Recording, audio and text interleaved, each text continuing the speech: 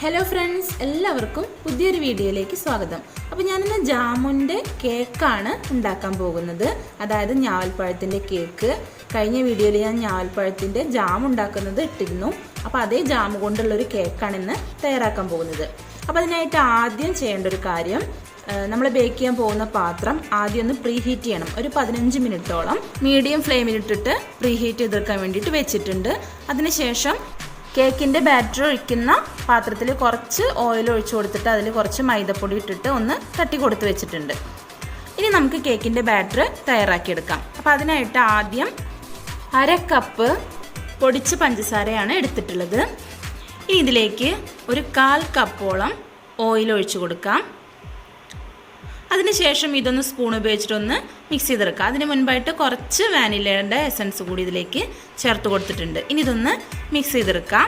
ഒന്ന് മിക്സ് ചെയ്തതിന് ശേഷം ഇതിലേക്ക് മൈദ ചേർത്ത് കൊടുക്കാം. അപ്പോൾ ഞാനിവിടെ 1.5 കപ്പ് മൈദയാണ് എടുത്തിട്ടുള്ളത്.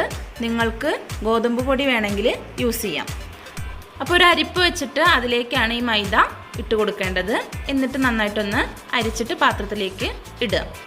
ഈ വാനില എസൻസ് ഈ കേക്കിലും ഓപ്ഷണലാണ്. നിങ്ങൾക്ക് വേണമെങ്കിൽ നിങ്ങളുടെ കയ്യിലുണ്ടെങ്കിൽ മാത്രം ചേർക്കുക, ഇല്ലെങ്കിൽ അത് ചേർത്തിട്ടില്ലെങ്കിലും കുഴപ്പമില്ല. നമ്മൾ ജാമുൻ്റെ കേക്കാണ് തയ്യാറാക്കാൻ പോകുന്നത്. അപ്പോൾ അതുകൊണ്ട് തന്നെ ജാമിൻ്റെ ടേസ്റ്റാണ് മുന്നിട്ട് നിൽക്കേണ്ടത്. അപ്പോൾ അത് നന്നായിട്ടൊന്ന് മിക്സ് ചെയ്ത് കൊടുത്തിട്ടുണ്ട്.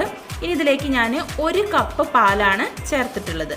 അപ്പോൾ ഇത്രയും കാര്യങ്ങളിലേക്ക് 1 കപ്പ് പാലാണ് ചേർത്ത് കൊടുക്കുന്നത്. അത് കുറേശ്ശെ ആയിട്ട് ഒഴിച്ചിട്ട് നമുക്ക് ഇതൊന്ന് മിക്സ് ചെയ്തെടുക്കാം. അതുപോലെ തന്നെ 1.5 ടീസ്പൂൺ ബേക്കിംഗ് പൗഡർ ചേർത്ത് കൊടുത്തിട്ടുണ്ട്. ബേക്കിംഗ് പൗഡർ നിർബന്ധമാണ്. നമുക്ക് കേക്ക് ബേക്ക് ചെയ്ത് കിട്ടാൻ വേണ്ടിയിട്ട് ബേക്കിംഗ് പൗഡർ അത്യാവശ്യമാണ്. അപ്പോൾ 1.5 ടേബിൾ സ്പൂൺ ബേക്കിംഗ് പൗഡർ ചേർത്ത് കൊടുത്തിട്ടുണ്ട്.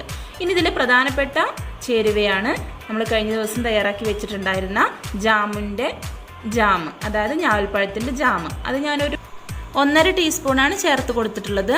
അപ്പോൾ ജാമിൻ്റെ ജാം ഉള്ളതിനനുസരിച്ച് ചേർത്ത് കൊടുക്കുക.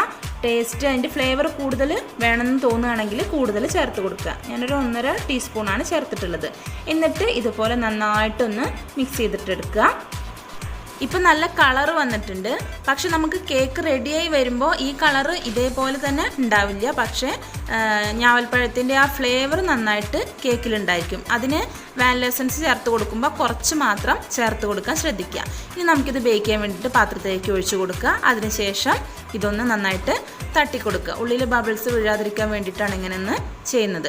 ഇനി ഇതൊരു 40 മുതൽ 45 മിനിറ്റ് വരെ മീഡിയം ഫ്ലെയിമിലിട്ടിട്ട് വേണം ബേക്ക് ചെയ്ത് എടുക്കാനായിട്ട്. അപ്പോൾ ഞാൻ ഈ ചെമ്പിൻ്റെ അടിയിൽ ഒരു കട്ടിയുള്ള പാത്രം വെച്ചിട്ടുണ്ട്. അതുകൊണ്ടാണ് മീഡിയം ഫ്ലെയിമിലിട്ടിട്ട് ബേക്ക് ചെയ്തെടുക്കുന്നത്. ഇപ്പോൾ ഇതാ 45 മിനിറ്റ് കഴിഞ്ഞിട്ടുണ്ട്. ഇപ്പോൾ കേക്ക് നന്നായിട്ട് കുക്കായി വന്നിട്ടുണ്ട്. ഞാനൊരു 40 മിനിറ്റ് കഴിഞ്ഞപ്പോൾ നോക്കിയിരുന്നു, അപ്പോൾ ആയിട്ടുണ്ടായിരുന്നില്ല. അപ്പോൾ ഒരു 45 മിനിറ്റ് കഴിഞ്ഞപ്പോൾ നന്നായിട്ട് കുക്കായി വന്നിട്ടുണ്ട്. ഇനി ഇതൊരു പാത്രത്തിലേക്ക് മാറ്റിയെടുക്കാം. അപ്പോൾ എല്ലാ വീഡിയോസിലും പറയുന്നത് പോലെ എൻ്റെ ചാനൽ ആദ്യമായിട്ടാണ് നിങ്ങൾ കാണുന്നതെങ്കിൽ, അതുപോലെ തന്നെ നിങ്ങൾ സബ്സ്ക്രൈബ് ചെയ്യാത്തവരാണ് എങ്കിൽ പ്ലീസ് ഒന്ന് സബ്സ്ക്രൈബ് ചെയ്യുക. അതുപോലെ തന്നെ അതിനടുത്തുള്ള ബെല്ലൈക്കൺ നിർബന്ധമായിട്ട് ഒന്ന് ക്ലിക്ക് ചെയ്ത് കൊടുക്കുക.